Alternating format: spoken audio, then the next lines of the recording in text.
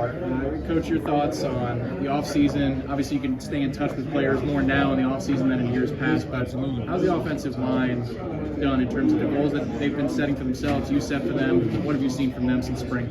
Well, the good thing about the summer is that it's just them, and you want to build that trust within the unit. We got a couple of new faces, a couple of guys stepping up that hadn't been in the rotation and possibly fighting their way into the rotation. So I want them to build that kind of cohesiveness together and understanding what the goal was as the unit, coming up with their own identity, what they want to do, and hold them accountable to what they want to be. But I thought throughout the summer they did a good job. What does your group do? I'm sure, the player-run practice is probably the hardest for those guys to get work because I'm sure they're not going full contact or anything, maybe not even going 11 on 11. Yeah. How do they kind of work in that setting from what they tell you? A lot of movement reaction things, a lot of pass setting is what they kind of sent them sights on. And I think, they've been taking the young guys. I think they said they were taking them through BPUs and stuff like that. They're trying to teach them the base protections. But if they're doing anything together, as long as it's together and there's a standard and they're holding the young guys accountable, I'm good with whatever they decide to do. But the time I get with them, with the workout portion of it, it's more conditioning. So cone drills, change direction, body reaction, movement reaction, things like that. I think, Coach, you and Coach Terrell for years now talked about kind of want to have that group of, I forget what the number is, 8, 10. It has to be larger than 5. And I know y'all may have had that last year. I think you definitely do this year. I guess what kind of difference does that make going into the preseason?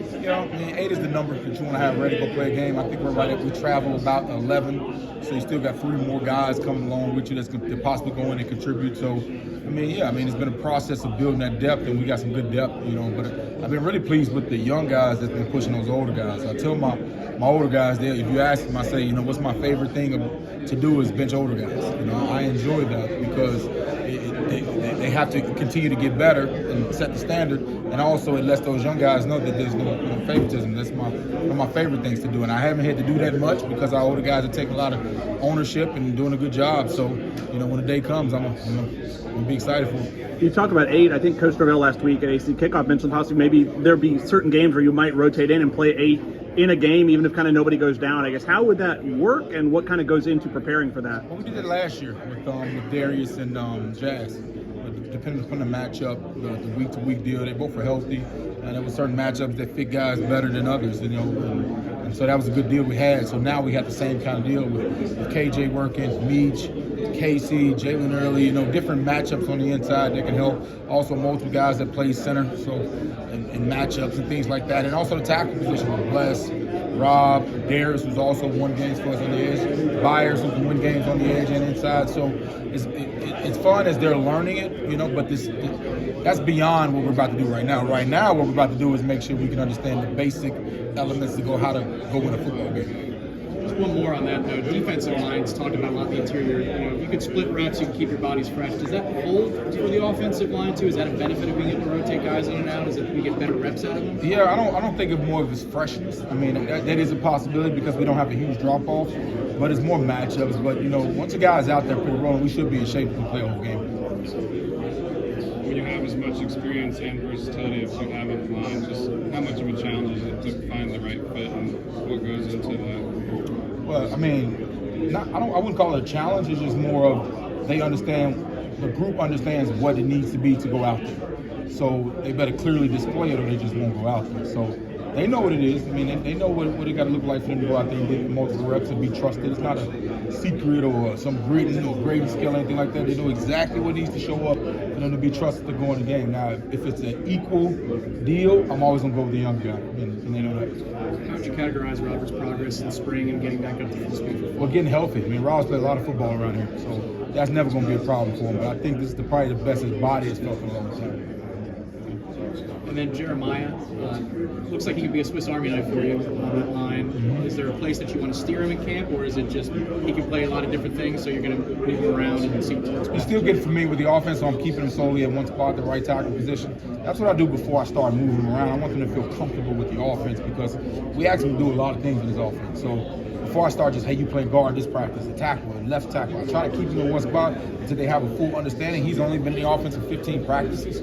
So hopefully by mid-camp, he's feeling a little comfortable. I can say, all right, go in there, guard, go in there. He can do it physically, there's no question, but I want to make sure I'm not giving him a disadvantage by asking him to do things he hadn't become a master of. Going into the start of fall camp, how solidified a kind of a depth chart do you have in your own head, or is it written down somewhere? Is it fairly still fluid in terms of moving guys around and seeing kind of the right five? I mean, you got some guys that are definitely, Maurice Smith, I mean, there's no question. He's going to be the guy, and he's always been the guy. I mean, he's done a really good job. And I tell him every year I try to replace him, and he always up for the challenge.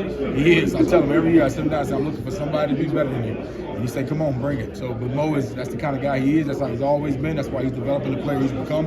So he's the one I would say solidified. The rest of them, we're going to have some fun this summer. Casey, I know, had played a lot of spots. You're trying some at center. I guess what kind of progress have you seen from him at that, especially with the snapping? Because I don't know if he's the guy who might be kind of the number 2 there going into. Well, he's a little bit different than JB because he's played a lot of football, so his knowledge of the game picked up quickly.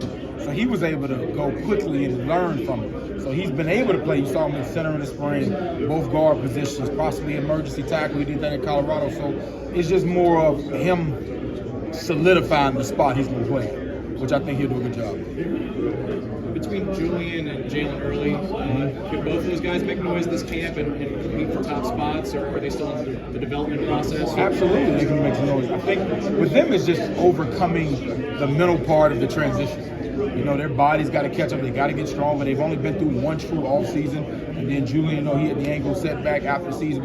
We had him down for a minute, so it's just more catching up mentally, and their body's catching up physically to be able to withstand practice, withstand that adversity. Once they break through that wall, they'll be able to make some noise. How significant was it to get Big Beach back?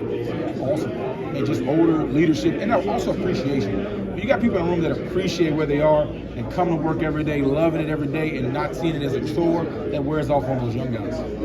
Have you seen the room change like that, develop over the time that you've been here to where maybe they govern themselves in a way they couldn't when you first got here? It's a continuing process because you add new people. So, you add some people in every year, so it's a continuing process.